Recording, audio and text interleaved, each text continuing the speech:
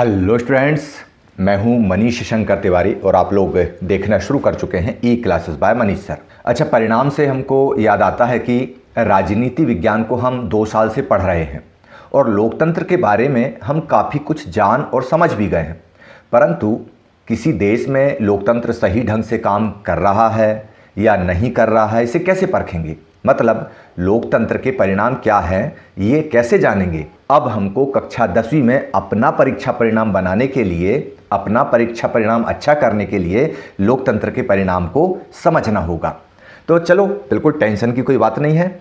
Revision with Manish sir के इस content से आप सारी चीज़ों को समझ जाएंगे। चलिए, सबसे पहले हम ये जानते हैं कि आप लोगों ने अभी तक कक्षा 9 और कक्षा 10 की लोकतांत्रिक राजनीति पढ़ते हुए क्या क्या जाना।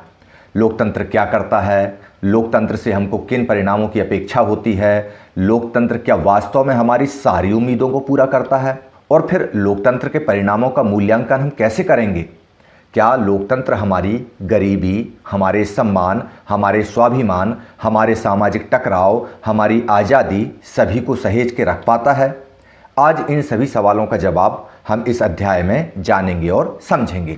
यहाँ पर हम देखते हैं कि लोकतंत्र के परिणामों का मूल्यांकन कैसे करते हैं। कक्षा 9 में हमने बिल्कुल यही नतीजा निकाला था कि लोकतंत्र संसार में किसी भी तरह की शासन व्यवस्था से सबसे अच्छी शासन व्यवस्था है, क्योंकि यह जो है नागरिकों के सम्मान को बढ़ावा देती है, व्यक्ति की गरिमा बढ़ाती है, इससे फैसलों में बेहतरी आती है, टकरावों को टालने, इसको थोड़ा सा आप ठीक कर लेंगे, और संभालने का तरीका देती है, और गलतियों को सुधारने की इसमें गुंजाइश होती है। इस वर्ष भी परीक्षा में आ सकता है कि लोकतंत्र संसार की सबसे अच्छी शासन व्यवस्था क्यों है, तो आपको उत्तर में यही लिखना पड़ेगा। फिर एक चीज़ और सामने निकल कर आती है कि कुछ लोग ये मानते हैं कि लोकतंत्र जो है वह एक अच्छी शासन व्यवस्था नहीं है। फिर भी लोकतंत्र के बारे में हम देखते हैं कि आज 100 से अधिक देश अपने आप को लोकतांत्रिक होने का दावा करते हैं। तब फिर एक बात निकल के आती है, यदि लोकतंत्र हर मर्ज की दवा है तो फिर ऐसी स्थिति क्यों बनती है कि हर आदमी झंडा डंडा लिए खड़े आंदोलन रैली करता नजर आता है। यदि लोकतंत्र हमारी सारी आवश्यकताओं की पूर्ति कर रहा होता, लोकतंत्र के परिणाम स्वरूप हर नागरिक बहुत अच्छे से रह रहा होता, तो ये स्थिति क्यों नजर आती? स्टूडेंट्स क्यों बोलते हमारी मांगें पूरी करो? लोग पुलिस की तानाशाही से क्यों परेशान होते? बॉर्डर की टेंशन को कम करने की बात क्यों होती? कर्मचारी बार बार अपनी वेतन भत्ते और डीए के लिए क्यों आंदोलन करते? बहुत सारे राज्य भाषाओं के आधार पर क्यों बार बार अपने पृथक राज्य की मांग करते? अलग अलग जिलों के गठन की बात क्यों होती? महिलाएं अपने आरक्षण की बात क्यों करती? तो यहाँ पर एक चीज़ समझना होगा, यह लोकतांत्रिक शासन पद्धति ही है जहाँ पर लोग अपनी मांग रख सकते हैं। चलिए, इसको अपन विस्तार से यहाँ पर देखते हैं कि लोकतंत्र के परिणामों का मूल्यांकन करते समय हमको किसी भी देश की राजनीतिक, आर्थिक और सामाजिक परिस्थितियों का अवलोकन करना चाहिए। राजनीतिक परिस्थितियों के अंतर्गत हमको देखना होता है, राजनीतिक परिणामों के अंतर्गत सबसे पहले देखेंगे उत्तरदायी शासन। यानी हम यहाँ पर इस अध्याय में लोकतांत्रिक सरकार और अलोकतांत्रिक सरकार दोनों के बीच में अंतर देखेंगे। उत्तरदायित्व भरा शासन कौन सी व्यवस्था देती है, कौन सी व्यवस्था जिम्मेदार शासन देती है, और कौन सा शासन व्यवस्था वैध होता है। फिर हम देखेंगे आर्थिक परिणामों में कि आर्थिक समृद्धि और विकास किस तरह की शासन व्यवस्था में ज़्यादा दिखाई पड़ती है और असमानता और गरीबी में कमी कहाँ पर आती है। सामाजिक क्षेत्रों में हम देखेंगे कि सामाजिक विविधता में सामंजस्य लोकतंत्र वाले देश ज़्यादा अच्छे से करते हैं कि अलोकतांत्रिक देश करते हैं, और नागरिकों की गरिमा और आज़ादी का ख्याल किस प्रकार की शासन व्यवस्था में सबसे ज़्यादा होता है। चलिए, सबसे पहले देखते हैं राजनीतिक क्षेत्र का परिणाम, जिसमें हम देखेंगे उत्तरदायी शासन। उत्तरदायी शासन कहते किसे हैं? उत्तरदायी शासन मतलब उत्तरदायी सरकार, यानी नागरिकों जिन्होंने सरकार को चुना है, उनके सम्मान, गरिमा और समस्याओं के प्रति जवाबदेह सरकार को ही उत्तरदायी सरकार कहते हैं।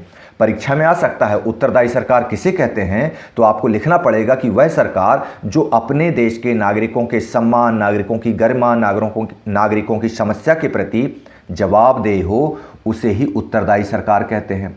और यदि यह सरकार के कामकाज से ये नागरिक संतुष्ट नहीं होंगे तो वे अपने प्रतिनिधियों को, अपनी सरकार को बदल सकते हैं।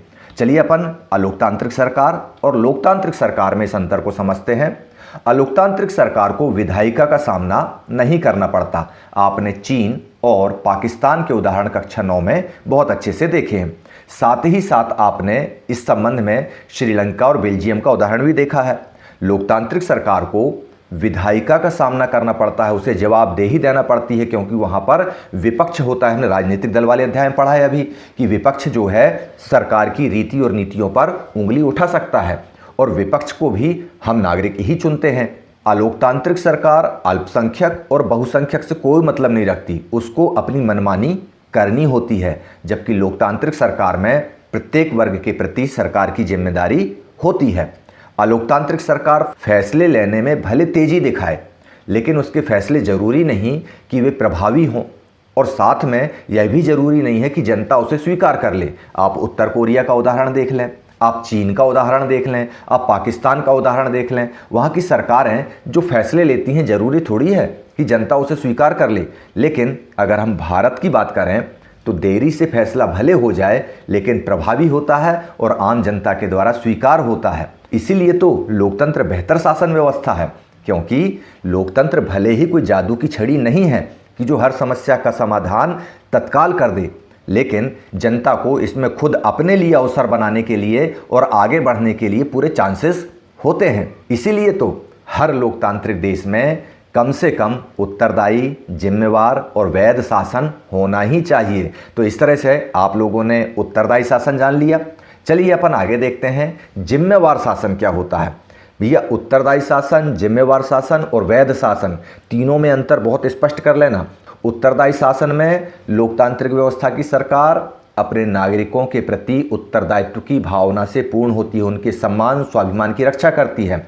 जिम्मेवार शासन व्यवस्था में क्या होता है, लोकतंत्र की सभी प्रक्रियाओं को मानकर यह सरकार निर्णय लेती है। यानी संविधान में कानून बनाने के लिए जो बिंदु दिए गए हैं उन प्रक्रियाओं का तो पालन करती ही है, साथ ही साथ लोकतंत्र में लोगों को यह जानने का अधिकार होता है कि सरकार के द्वारा जो उन्होंने चुनी है उसके निर्णय पूरे नियम कानूनों के अनुसार लागू किए जा रहे हैं या नहीं। इसे ही तो पारदर्शिता कहते हैं। यह बहुत महत्वपूर्ण है, परीक्षा में आ जाता है। पारदर्शिता किसे कहते हैं? मतलब सरकार और जनता के बीच में सरकार द्वारा लिए जाने वाले निर्णयों की जानकारी किस प्रकार से ली जा रही है, किन प्रक्रियाओं से गुजरकर ली जा रही है, यह जानकारी जनता को होना चाहिए और जनता की जानकारी सरकार को होना चाहिए। यही पारदर्शिता कहलाती है। गैर लोकतांत्रिक सरकारों में यह चीज़ हमको दिखाई नहीं देती है। चलिए देखते हैं अलोकतांत्रिक सरकार और लोकतांत्रिक सरकार। अलोकतांत्रिक सरकार में पारदर्शिता नहीं होती। परवेज मुशर्रफ की बात करें या जिम्बाब्वे की सरकार की बात करें, चीन की सरकार की बात करें, वहाँ हमको पारदर्शिता दिखाई नहीं देती है। लोकतांत्रिक सरकार जैसे भारत की सरकार है, बेल्जियम की सरकार है, यहाँ पर हमको ये पारदर्शिता दिखाई पड़ती है। अलोकतांत्रिक सरकारों में नियमित और निष्पक्ष चुनाव होते हुए हमको दिखाई नहीं देते हैं, जबकि लोकतांत्रिक सरकारों में नियमित और निष्पक्ष चुनाव होते हैं।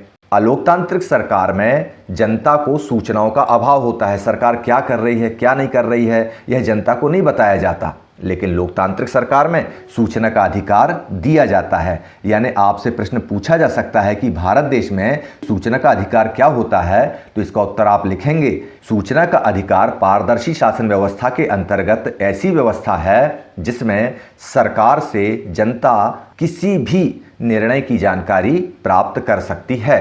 तो इस तरह से आप इस चित्र के माध्यम से देखते हैं कि जनता जो है सरकार के बारे में और सरकार जो है जनता के बारे में जानना चाहती है। तो कई बार क्या होता है, जनता को ये लगता है कि हम सरकार के बारे में कितना कम जानते हैं, अगर यहाँ से हम देखेंगे तो कम जान पाएंगे, और सरकार हमारे बारे में ज़्यादा जानती है।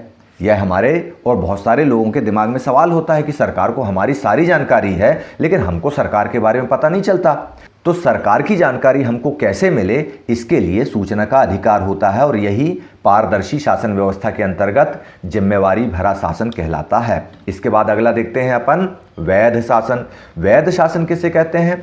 वैध सरकार या वैध शासन वह शासन व्यवस्था होती है जिसमें सरकार को कानूनी रूप से लोगों द्वारा चुना जाए, यानी वयस्क मताधिकार के द्वारा प्रत्येक 5 वर्ष में होने वाले चुनाव के माध्यम से चुनी गई सरकार वैध सरकार कहलाती है। अलोकतांत्रिक और लोकतांत्रिक सरकारों में यह अंतर देखते हैं। तो अलोकतांत्रिक सरकारों को जनता बदल नहीं सकती, लोकतांत्रिक सरकार को जनता बदल सकती है, हर 5 वर्ष में उसके सामने यह अवसर आता है। अलोकतांत्रिक सरकार थोड़ी तेज तर्रार होती जरूर है क्योंकि उसके ऊपर जनता का कोई दबाव नहीं होता। लोकतांत्रिक सरकार थोड़ी सुस्त हो सकती है, थोड़ा बहुत इसमें भ्रष्टाचार हो सकता है, लेकिन इसके बावजूद भी यह आम जनता की ज़रूरतों का पूरा ध्यान रखती है। इसके अलावा अलोकतांत्रिक सरकार में आंदोलन वगैरह नहीं कर सकते अपन। चीन में देखा था हमने, एक चौराहे पर एक व्यक्ति आंदोलन कर रहा था, उसके सामने तोप खड़ी कर दी थी। तो अलोकतांत्रिक सरकारों में आंदोलन, दबाव समूह इत्यादि के लिए कोई जगह नहीं होती, जबकि लोकतांत्रिक सरकारों में हम देखते हैं हमारी दिल्ली में जंतर मंतर में लोग जाते हैं और पूरा आंदोलन करते हैं। अभी अभी हमने देखा हमारे देश में किसानों का जो आंदोलन हुआ, उनके लिए बनाए गए सरकार के कुछ कानून उनको पसंद नहीं आए तो उन्होंने अपना विरोध जताया। लोकतांत्रिक सरकार ने भी जनता के प्रति अपनी सद्भावना, जनता के प्रति अपना सम्मान दिखाया और उन्होंने उन कानूनों को वापस ले लिया। लोकतंत्र की यही खूबसूरती लोकतंत्र को वैध शासन व्यवस्था का स्वरूप प्रदान करती है। इस चित्र के माध्यम से हम देख भी रहे हैं कि यहाँ पर ये गोद में बैठी हुई अगर जनता है तो ये जो बूढ़े बाबा हैं, यह लोकतांत्रिक सरकार है जो अपने नागरिकों का पूरा ख्याल रखती है। इसके बाद हम बात करते हैं आर्थिक परिदृश्य की, आर्थिक परिणामों की। आर्थिक परिणामों में हम देखते हैं आर्थिक समृद्धि और विकास को लेकर। आर्थिक समृद्धि के मामले में अगर अपन देखते हैं तो तानाशाही व्यवस्था वाले देशों में आर्थिक समृद्धि थोड़ा अधिक दिखाई देती है, थोड़ी अच्छी दिखाई देती है, लेकिन यहाँ पर इसके बदले में यहाँ के नागरिकों के अधिकारों का हनन होता है। आपने देखा होगा कि चीन में अकाल पड़ा था, अकाल पड़ने के कारण वहाँ पर करोड़ों लोग मारे गए। चीन की सरकार ने अपने नागरिकों की सुरक्षा और सम्मान के साथ साथ उनकी आर्थिक मदद भी नहीं की, जबकि भारत देश में हमने देखा था कि अभी कोरोना आया था तो कोरोना के दौरान हमारी केंद्र की सरकार ने, प्रधानमंत्री नरेंद्र मोदी जी ने 20 लाख करोड़ रुपए का पैकेज घोषित किया था। तो यह अंतर लोकतांत्रिक सरकारों और अलोकतांत्रिक सरकारों में हमको दिखाई देता है।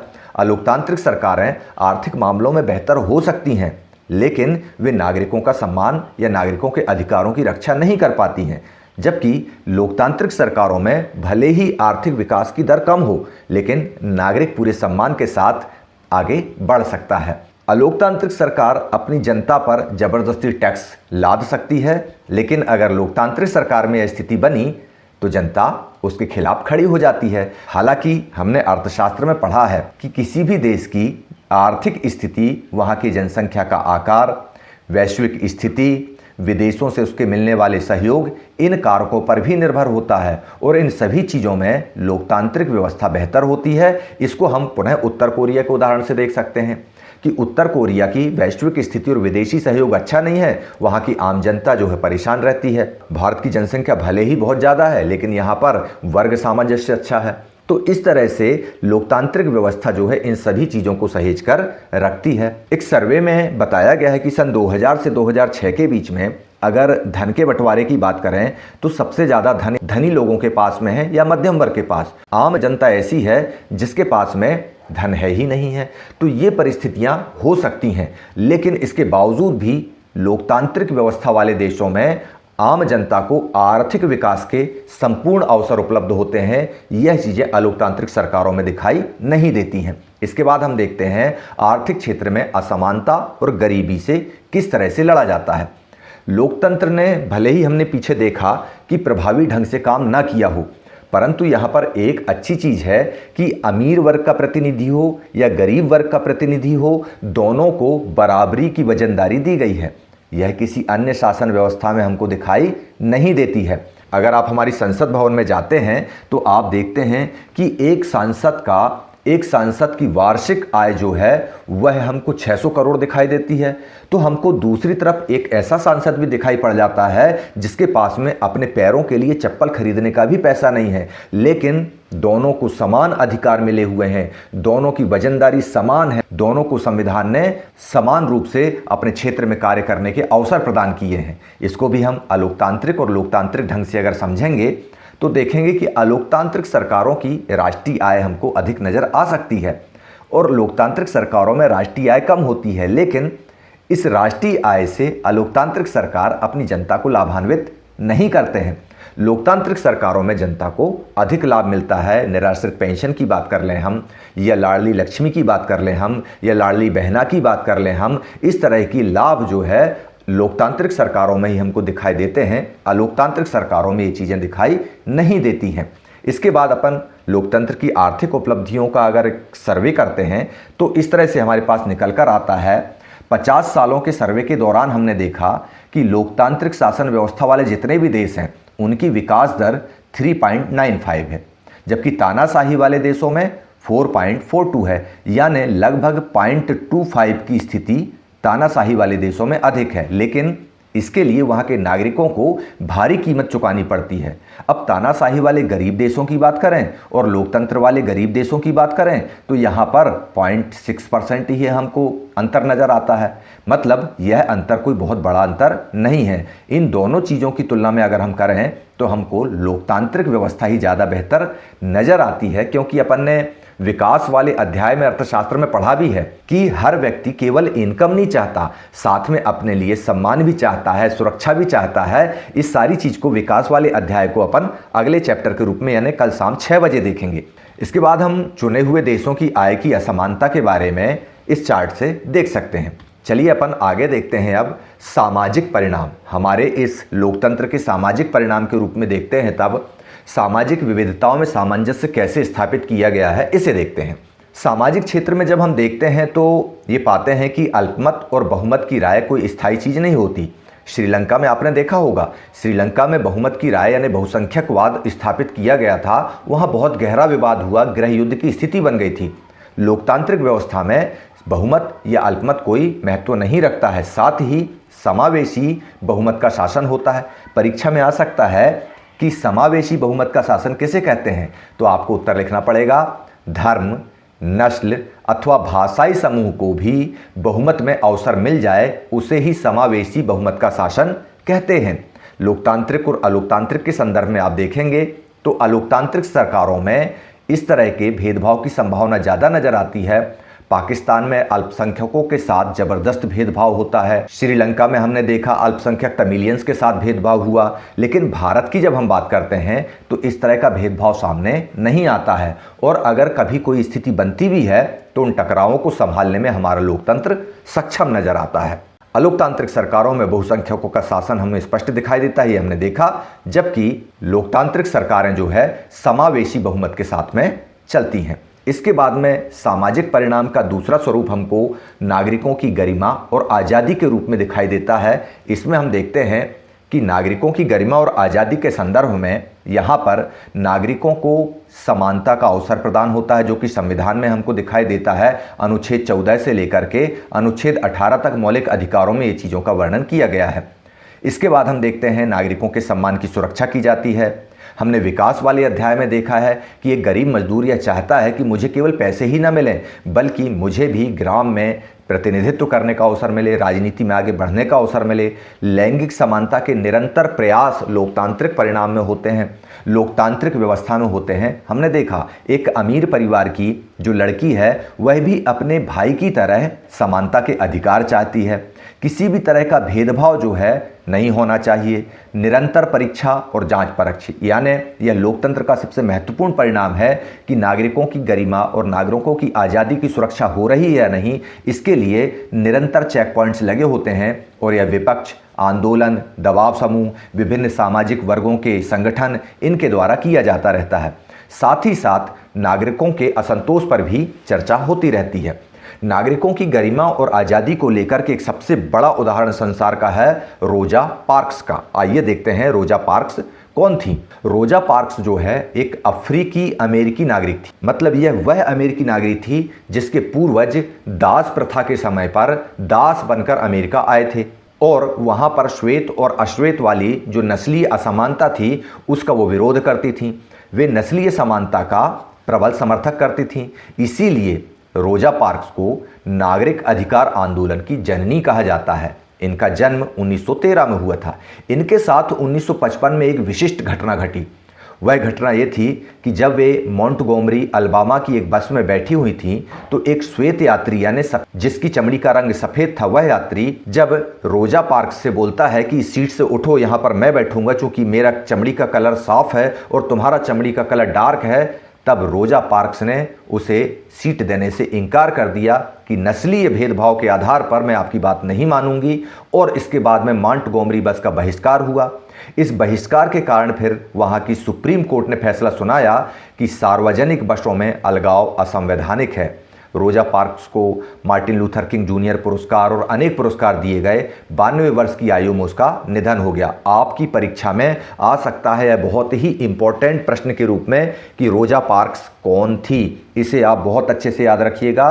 नस्लीय असमानता का विरोध करने वाली नागरिक अधिकार आंदोलन की जननी कहा जाता है रोजा पार्क्स को, जो अफ्रीकी अमेरिकी नागरिक थी। चलिए अब इस पाठ को समाप्त करने के पहले थोड़े से हम डाटा का एनालिसिस कर लेते हैं। यहाँ पर आप देखिए कि लोकतंत्र को तानाशाही के ऊपर क्यों माना जाता है। तो उसका कारण है, जब भारत, बांग्लादेश, नेपाल, पाकिस्तान और श्रीलंका में सर्वे किया गया तब भारत में सबसे ज़्यादा 70%, बांग्लादेश में 69% लोगों ने लोकतंत्र को बेहतर बताया, जबकि हम देखते हैं पाकिस्तान में तानाशाही को लोग बेहतर बता रहे हैं। और इसीलिए वहाँ पर बार बार परवेज मुशर्रफ जैसे लोग आ जाते हैं और शासन करते हैं और वहाँ की जनता फिर परेशान होती है। और यहीं पाकिस्तान में हम देखते हैं कि लोगों को लोकतंत्र या अलोकतंत्र से कोई फर्क नहीं पड़ता, मतलब उनका अपनी सरकारों से विश्वास उठ चुका है। इसके बाद अपन देखते हैं कि लोकतंत्र की उपयुक्तता पर संदेह, मतलब लोकतांत्रिक शासन व्यवस्था पर कितने लोग संदेह रखते हैं। तो हम देखते हैं कि ऐसा अनुपात बहुत कम दिखाई दे रहा है। पाकिस्तान को छोड़कर अन्य किसी भी देश में लोकतंत्र के ऊपर बहुत ज़्यादा संदेह नहीं जताया जा रहा है। लोकतंत्र के समर्थन की अगर हम बात करते हैं तो लगभग सारे देश लोकतंत्र का समर्थन करते नजर आते हैं। अब अपन जनता की अगर और बात करते हैं कि उनको क्या लगता है कि उनके वोट का असर कितना पड़ता है, तो दक्षिण एशिया की 65%, बांग्लादेश और भारत की 65, 66 और 67% जनता, नेपाल की 75% और श्रीलंका की 65% जनता यह मानती है कि हमारे वोट का फर्क पड़ता है। फिर वही पाकिस्तान की लगभग आधी जनता ये नहीं मानती कि हमारे वोट का कोई असर पड़ता है। यानी पाकिस्तान निश्चित रूप से घोर अलोकतांत्रिक देश हमको नज़र आता है। तो चलिए, इस तरह से आप लोगों ने लोकतंत्र के परिणाम वाले अध्याय को बहुत अच्छे से जान लिया, समझ लिया। अब इसमें परीक्षा में आने वाले महत्वपूर्ण प्रश्नों को आप देखिए। आपसे पूछा जा सकता है लोकतंत्र सबसे बेहतर शासन व्यवस्था क्यों है। इसका उत्तर आप दे देंगे क्योंकि यह नागरिकों के सम्मान की रक्षा करती है, उनको अपने निर्णयों में शामिल रखती है। लोकतंत्र हमारी सभी बुराइयों को मिटाने वाली जादू की छड़ी नहीं है। कथन को स्पष्ट कीजिए। अगर इस प्रश्न का आपको उत्तर चाहिए है तो आपको एक बार वीडियो फिर से देख लीजिए। लोकतंत्र किस तरह उत्तरदायी, जिम्मेवार और वैध सरकार का गठन करता है, यह एक महत्वपूर्ण प्रश्न है। क्या गरीब देशों को आर्थिक विकास के लिए तानाशाही व्यवस्था अपनाना चाहिए, यह भी बहुत महत्वपूर्ण प्रश्न है। पारदर्शिता किसे कहते हैं, यह प्रश्न आ चुका है, एक बार देख लीजिएगा। इस साल इसके आने की संभावना मुझे कम लगती है। लोकतांत्रिक सरकारों का रिकॉर्ड किन मामलों में प्रभावशाली नहीं है, यह प्रश्न आ सकता है। सामाजिक विविधता कैसे संभाल सकती है, यह प्रश्न आ सकता है। बहुमत के शासन का अर्थ क्या होता है, यह बहुत इंपॉर्टेंट है, यह आने की संभावना प्रबल है। और 10वां क्वेश्चन भी आपको आने की संभावना हमको नजर आती है। लेकिन रोजा पार्क्स वाला जो प्रश्न है, उस प्रश्न को आप लोग जरूर देख लीजिएगा कि रोजा पार्क्स किसे कहते हैं। तो इस तरह से लोकतंत्र के परिणाम वाले अध्याय को आप लोगों ने बहुत अच्छे से जाना और समझा। इसी के साथ मुझे दीजिए इजाजत। जय हिंद, जय भारत।